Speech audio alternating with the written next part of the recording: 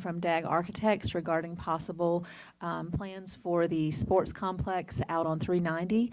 And now we are moving to a presentation by Florida Architects. And this proposal will include the City Hall, the historic City Hall, which is on the corner, and also a police station project. This is the planning stages. They are bringing proposals, designs before the commission for the commission to review and discuss. Staff has also been involved heavily with this and have done a great job.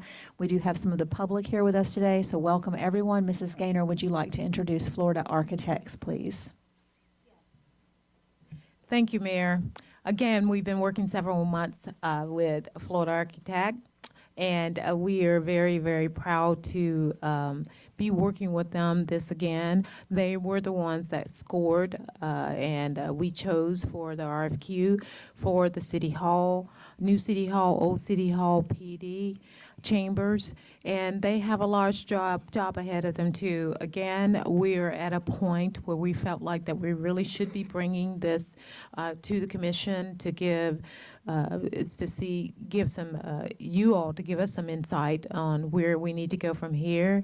I want to thank Antonio for doing a lot of the work. He's here, and I appreciate it very much, and lots of meetings, and I think we're at a point where we can, discuss what we need and what we don't need and where we go from here. I'm going to ask Joe if you will introduce the other two young men that are with you.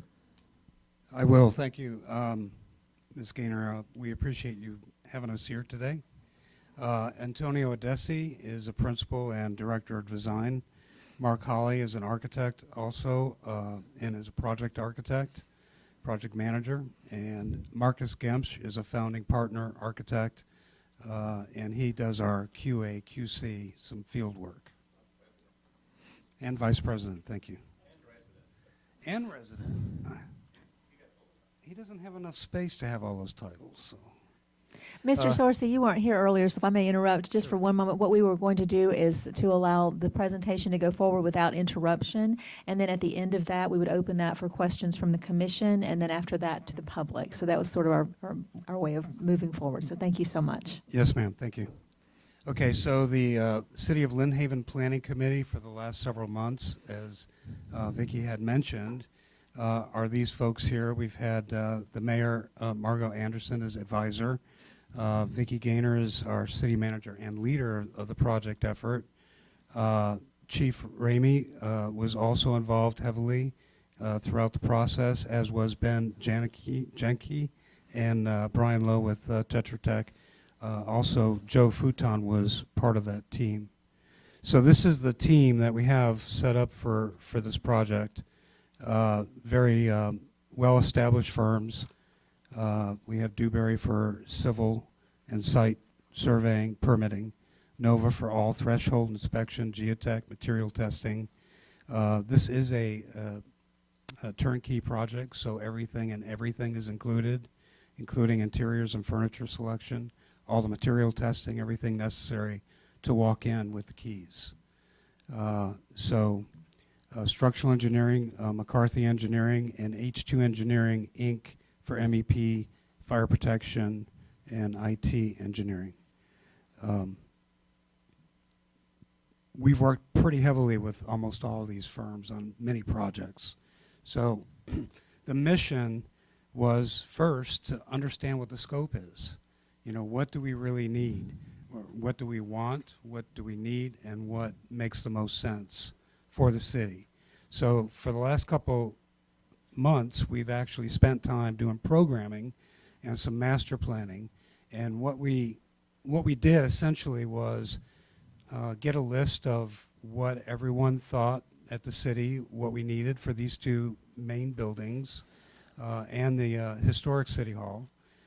We kind of built a facilities list, which you'll see, and then we assigned costs to each one type of space so that we could see whatever decisions we were making, adding, taking away, had a cost implication. So that was very important. But we really have one opportunity for the next 50 years, really, to do some planning and do it well. The best way to achieve this for the city moving forward and leaving the future opportunities available as well.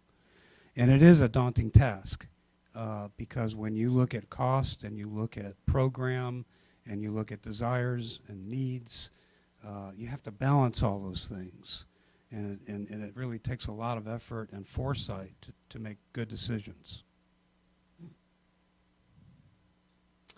So understanding what we're looking at, we were looking at the city assets, these properties, including the service center, with that, how to bring these assets together in a cohesive aesthetic, a cohesive manner, and how they would operate together as well. So all this property on this side of Pennsylvania and Sheffield Park, the library, the existing historic city hall, and then what to do with the new property that makes the most sense. From a site permitting standpoint, we are in Zone X, FEMA Zone X, so we're outside the 500-year floodplain, if you believe that. But we never just build right on the site. We always make sure that we're at least a foot or more above surrounding roadways. And this particular project has the EOC component, Emergency Operations Center with the police station. So it's very vital that we make sure that we're certainly not going to be flood prone. And also for first responders as an emergency hurricane protection area. So EHPA standards, state standards would apply to that facility as well.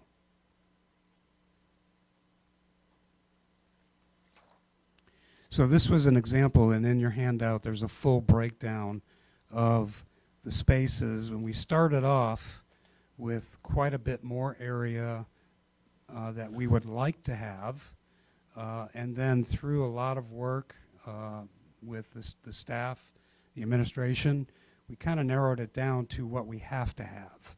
And this is what we have to have. Then we'll talk about how that relates to cost. But that program is printed in your handout for you to study later. Okay, so we looked at 6 options. We did 6 massing studies, and we talked about the advantages and disadvantages of each one of these different scenarios. And through the workshops, we kind of narrowed it down to 2 options that were different enough, that were the most viable, that met the program requirements. Option 5 is the one that is our favorite, and I'm going to tell you why. But there are some things that are common in both options, option 3 and option 5. We'll start with those first. So the common things are to take the library. It's really severely damaged and has a lot of issues, and to relocate that to a place that would make more sense in terms of opening up this corner and creating a sense of place that all citizens of Lynn Haven can enjoy and appreciate for many, many years to come. So by relocating that, what we're proposing next to the senior center, because it really will be more of a media center and a library, but there'll be a lot of services that the senior center will take advantage of more regularly throughout the day, excuse me. So by extending the parking all across here, now we're looking for things that we get the most benefit out of.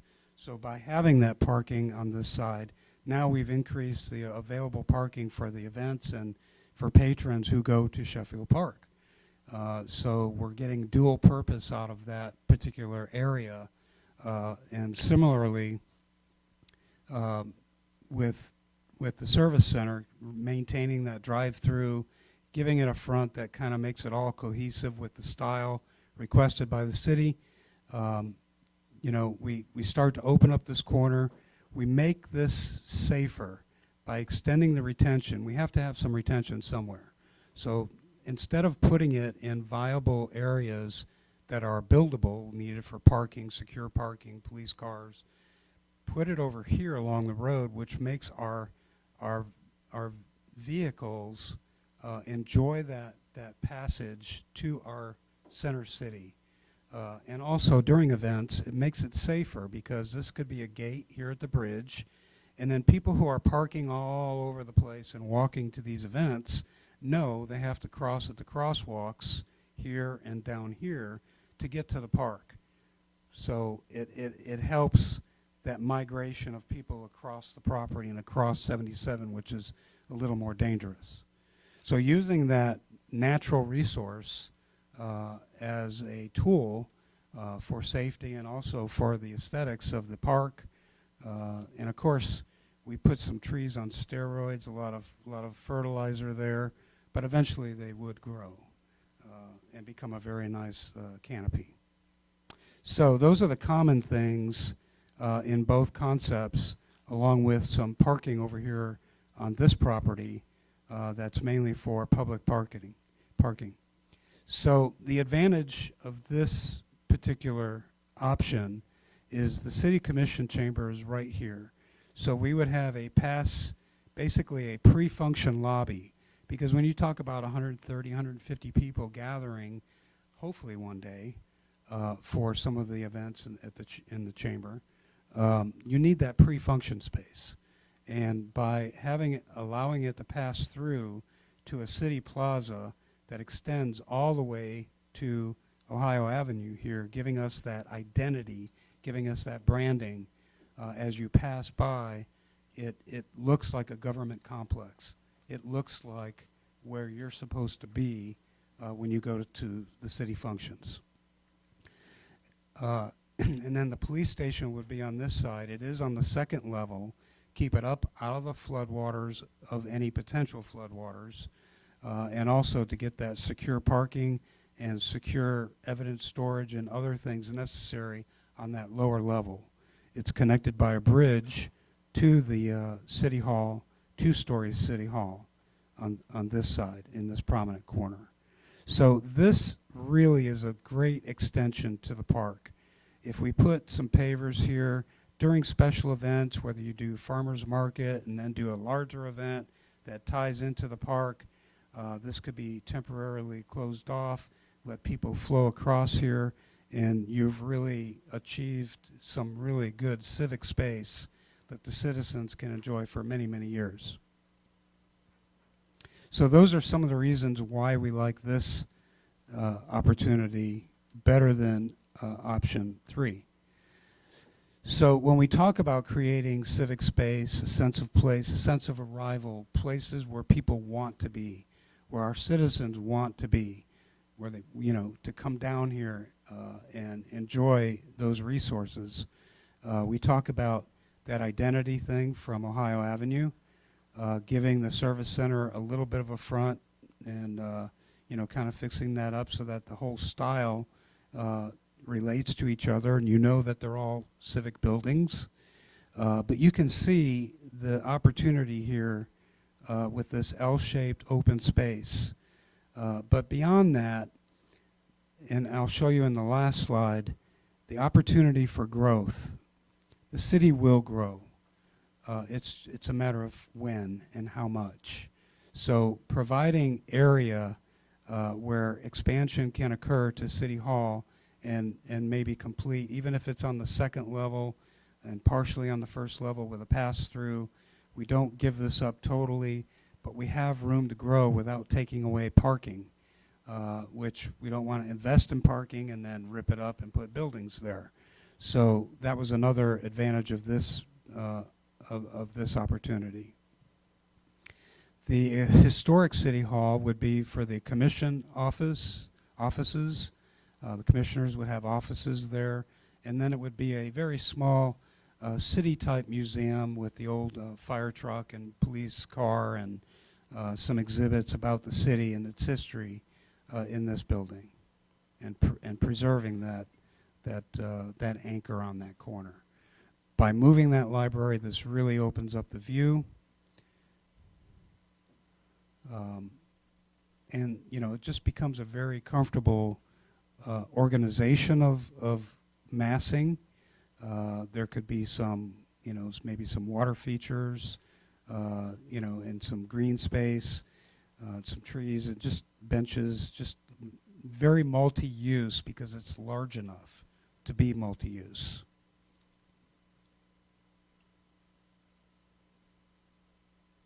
In option 3, we basically combine all the elements that we need into one roof. And that one roof has a breezeway here that still keeps a connection to a much smaller city plaza. There is no covered parking over here for the police, and there's no the secure storage would be more limited, and the secure areas would be more limited. But the open space, the civic space for the citizens gets diminished here, but it does combine it into one roof. The cost is almost the same between the two, because if you look at the roof area of one concept and you look at the roof area of the more separated building, it looks pretty close. And it's the same area, it's the same program. So in this option, the police station would be on the second hall. We would still keep the commission chamber and the pre-function lobby here so that we still get that connection from public parking all the way through to the city plaza, and that is a nice breezeway. And it does connect these buildings. So that is the advantage of this particular concept. And the other advantage of this concept is we get a little bit more parking here, albeit half of that or 3/4 of that would be secure parking.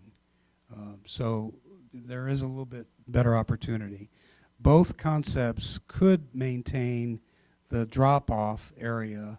If I go back to this one and just show you, this one has the drop-off that comes around so that we could get disabled folks and other handicapped folks delivered to the front door. And there could be a couple of parking spaces there for handicap at the front door. So there are that ADA accessible route, all those things are in both concepts. This one has it on both sides. Here you have a little drop off on this side. So in concept 3, we still get the identity, the cohesive identity that we're looking for throughout the city assets. The city plaza is smaller here, but we got the breezeway connection here, and then we connect all the way across the entire block with the massing. So similar, except for this element, which having that outdoor covered space is also an advantage. There's aspects of both concepts that you need to think about, and it still works. As I say that, our machine stops. Thank you.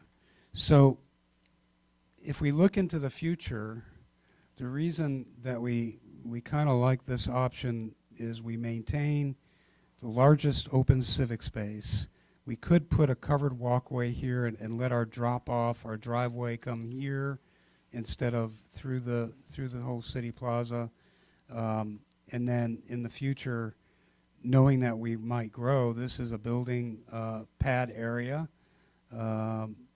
that's still incorporating a drop-off and the covered walkway connecting the historic City Hall to the new City Hall. And I think we're going to find that you're going to be so successful with your events and all the things that you do here at the city, we're going to need more parking. There's the potential for that parking structure to go on this side. So just real quickly, we really do mean this, by the way. We really do mean that people support that which they help create. So this is just the beginning of the development of 2 concepts that were studied by the team and by the committee. But we anticipate having several public workshops, several public meetings. We need input from the citizens as well as the commissioners and the mayor, city manager. It's very, very important because this is theirs as much as it is anyone's. In fact, it's more theirs than anyone's. So we really want to make sure that we have that process in place to have those workshops. We can open up some virtual commenting if however you want to do that, because I know it's difficult for people to travel right now and things of that nature. But the idea is that we get input from our team, from the public. We come back, we analyze, we put options together, we tweak what we have. And I wanted to say, this may look finished. It's not. It's just, there's no articulation on here. It's just to give you an idea of massing and a feeling of what it might be able to look like. But by no means should this be, considered chiseled in granite. This is just a very starting point. So we want to get that input and then come back with those solutions and be able to then integrate it into the rest of the process, which includes some of our software and our resources, our capabilities. This is totally done by BIM, so you'll have a smart set of building documents, basically, that will serve you well in the future. It's all three-dimensionally drawn, three-dimensional CAD, basically, clash detection. And then we use the Lumion to give it the realistic. The other versions was the sketchy versions here. This is more of a finished look of what we will get to eventually. And then we also maintain secure websites for your team to be able to go in and look at all the documents. We have everything posted, and it's a great resource for anytime, anywhere accessibility by the city. So you'll see things like the logs, the drawings, subcontractor RFIs. When we get into construction, we have different websites for the contractor and all those kinds of things. And then, of course, you've asked us to be on site at least twice weekly. We've already calculated that in. And this is the part that you're waiting for the other shoe to drop, the schedule and the budget. But Winston Churchill said something that's very, very true. We shape our buildings, but thereafter they shape us. And we saw that during the storm. We saw that after the storm, what it did to us. And so we have to be very smart about our construction, the strength of it, making sure that none of this would happen again, kind of a thing. We anticipate, we're here now on the schedule, and we've detailed a very comprehensive schedule. That schedule includes all the tasks, the workshops, everything necessary to get us from where we are now to you being able to walk in and connect your devices. And all that has been planned out in the schedule. And it may seem like a long time, but there's actually a lot of work to do. So if we're here, we're hoping to have some input and some direction initially from the mayor and the commission. And then come back with a 100% master plan. Even if this changes, it's fine. I mean, this was just something to be thinking about. But we want to come back here right after July 4th with a 100% master plan, so that then we can start the schematic phase of the actual buildings, whatever it is you decide that you want to build. And we kind of have some short phases here and some long phases.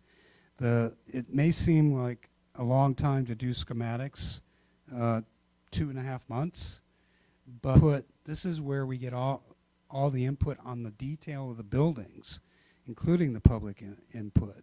So it's best to take a little bit longer in that early phase. It will be an advanced schematic. It'll be 3D. But then from there, it moves relatively quickly. It moves relatively quickly through to the construction to the bidding and permitting phase,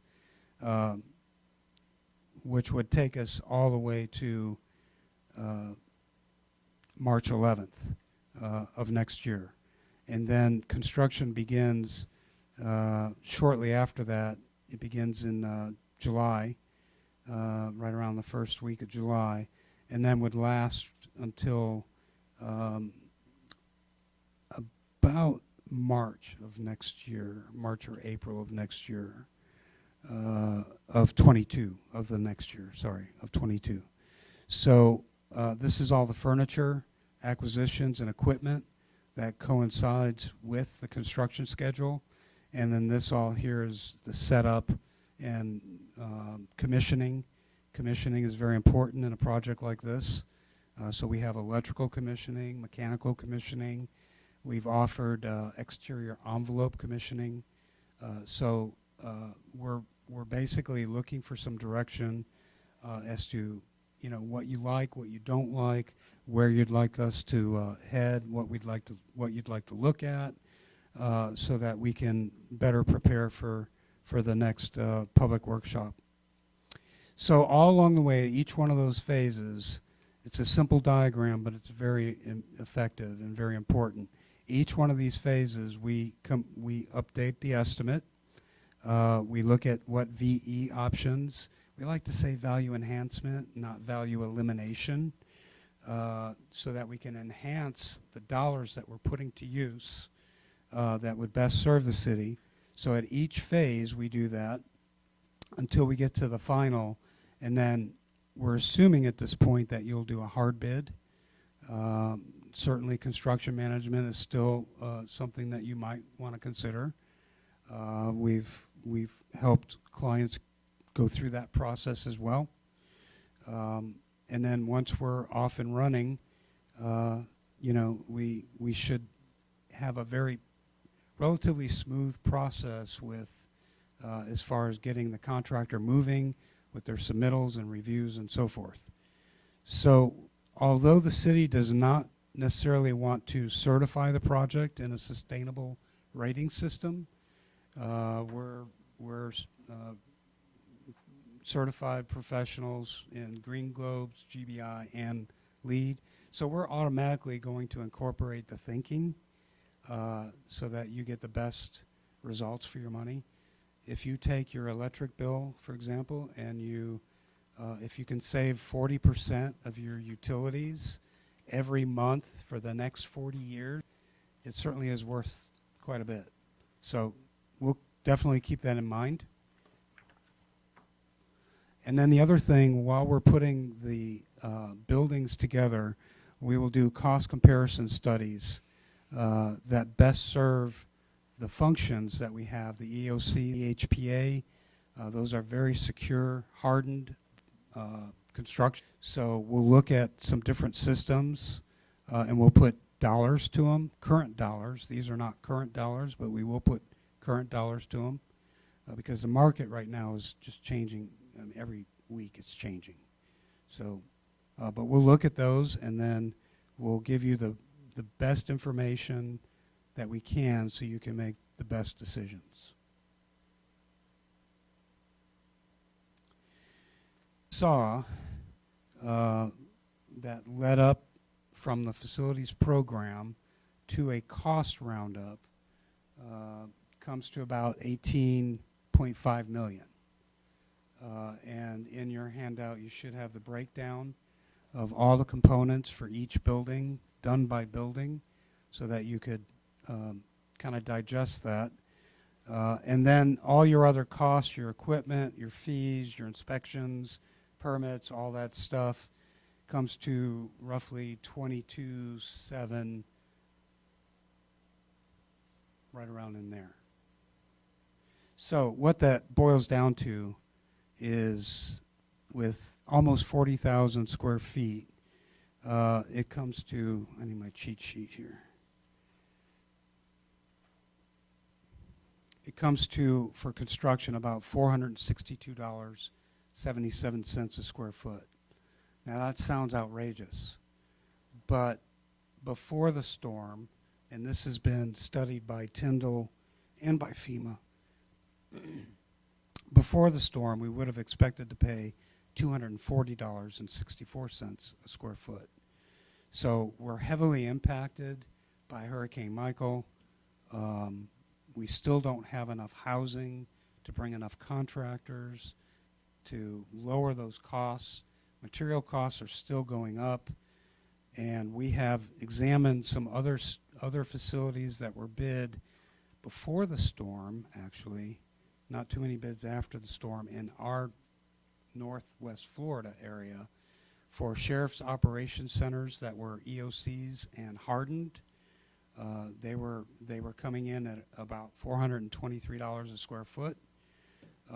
So we don't think that we're off the mark. It sounds high, it sounds outrageous, but to get a facility of that magnitude to be a 40, 50-year building, this is basically what it cost.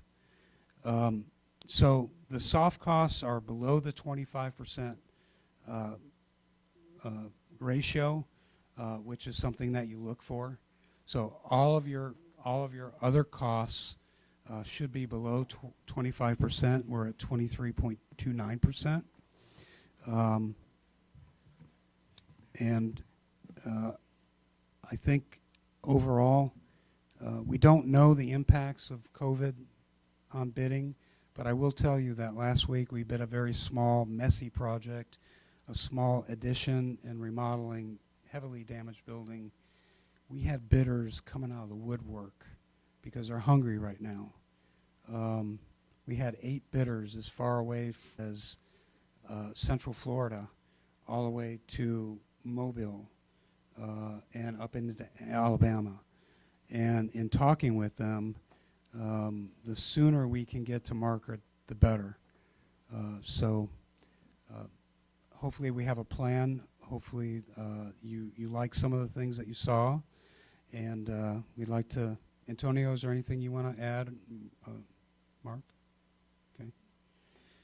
So we'd like to take your questions, go back to anything that you would like to see. Thank you very much for that presentation, very informative. As you know, I've had one sitting with all of you for the virtual presentation that you did, and was very impressed with the beauty of the project, and also made comments about the cost of the project. But at this point, I'd like to open it to the commission for your comments and questions. Mayor, I'll go. This is a project, much like you, I believe, that's kind of close to my heart. I've been looking forward to the building part of this, even though it's never fun to deal with large dollars and projects at the base level. It's an exciting future for all of us. A couple of things just that I've noted, just to put it out there, because I know everyone has different ideas of what they like, and this isn't shooting anybody's ideas down. It's just bringing up thoughts. I do like the fact that the buildings, like you said in the first slide, are more spread out as opposed to just being on top of each other. That seems crowded. It seems very crowded to me, and we're going again for the laid-back Florida, old Florida feel kind of. I think that spread out feeling works. I also believe I haven't spoke to the chief about it, but I would think the police would probably want their own place versus being into. I'm not asking you to answer. I'm just saying I would think they would want their own place versus being stuck in the building with the rest of us or whatnot, doing their own thing. And then the final thing that I want to bring up, and again, I'm a huge history buff. I read history books. I go see history stuff. But I do question within myself about the museum, of how much utilization there will actually be of that space. What we don't want is like a garage in many people's houses that becomes nothing more than a storage area that collects dust. And that is a concern that I have in the back of my mind, is in 10 years, it's just going to be a storage area that contains dust on a fire truck. So that's just something I want to put out, and some thoughts that I had. But I do want to thank you guys. I think it's a beautiful rendering, beautiful buildings. There's a lot of work to do and a long way to go, but Yes, sir. we're kicking it off. So thank you. Yes, sir. Thank you. Thank you, Commissioner Aldridge. Others on the board, would you have comments or questions? Mayor, if I may. Of course. Thank you. I want to thank you for the presentation. It's very informative, and I know y'all put a lot of work into it. much like the discussion we had with the rec center, the number scares me. You know, just like the number scared, the mayor on the rec center. And I think that, I'm sure we'll probably find a way, a way to get through this. One of the things I had mentioned to the city manager is maybe the old city hall, we shore it up and we don't do anything with it. We dry it in, protect it, and then down the road, on a second phase, maybe we do that building. And I know that's 1.4 million, worth of the project, but y'all did a great job. I love the layout and everything else. It's just a matter of getting the numbers where we need them, I think. Thank you, Mayor. Sure. Anyone else on the commission? I would say that one of the things that I particularly liked about the design was the destruction of the old library building. I've been inside it. I was in it just a couple of days after the storm. Everything was ruined in it. And the idea of connecting it to the senior citizen center, I think is a really good idea. And I think it will be used that way. It looks like it's a little smaller, and it's very compatible there. So I do like that a lot. I don't know how others feel about it, but I think that's a really nice idea. Thank you. Are there other comments from the commission? Mayor, Yes, Mayor. Yes, please, Commissioner Perno. Good. Pardon me? let Judy go. Oh, Commissioner Tender, I'm sorry. I didn't hear you. Oh, okay. Thank you. Of course, I agree with Commissioner Russell on this. It's all about the money.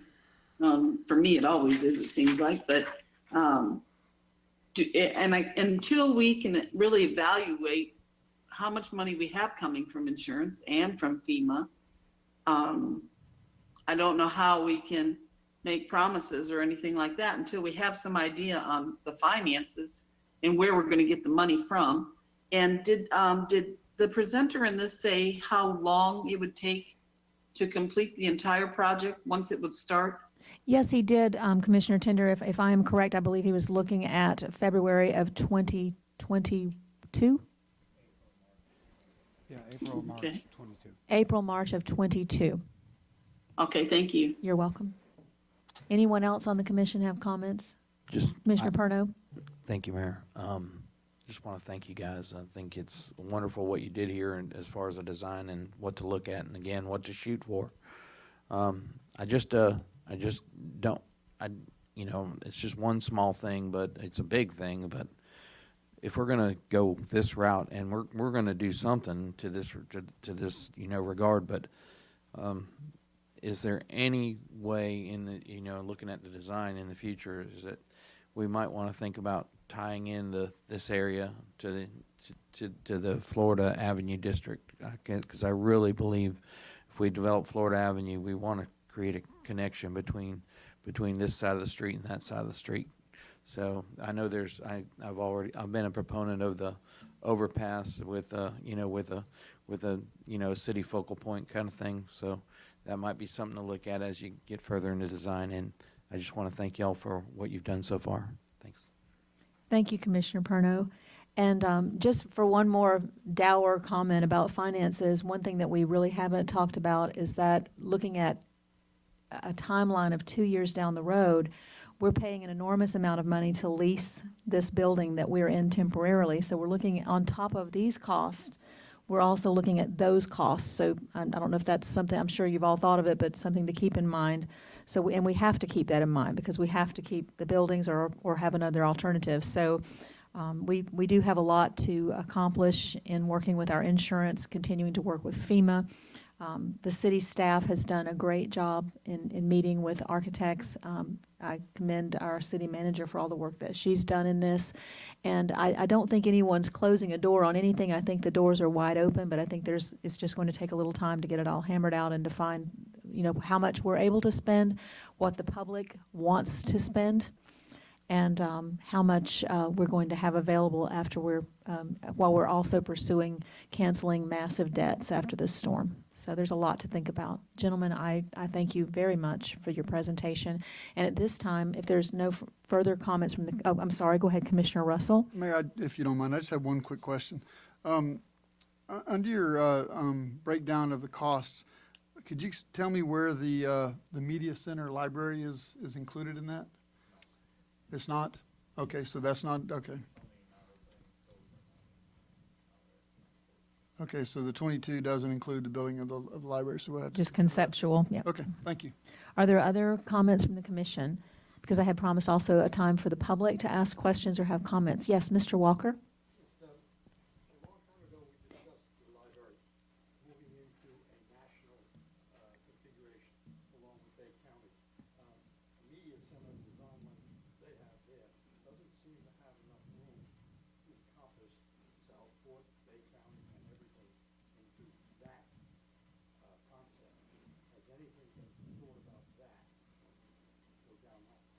I don't think we've moved that far along, Mr. Walker, but once we start the public hearings with people having input, I think that's probably going to be the time to bring those concerns up. But thank you for that. Yes. Anyone else? So at this point, then, I would adjourn this workshop with Florida Architects. We will reconvene at 5:30 for our CRA board meeting, and then again at 6 p.m. for the City Commission meeting. It's a long evening, so we will adjourn for the moment. Thank you, everyone. Thank you.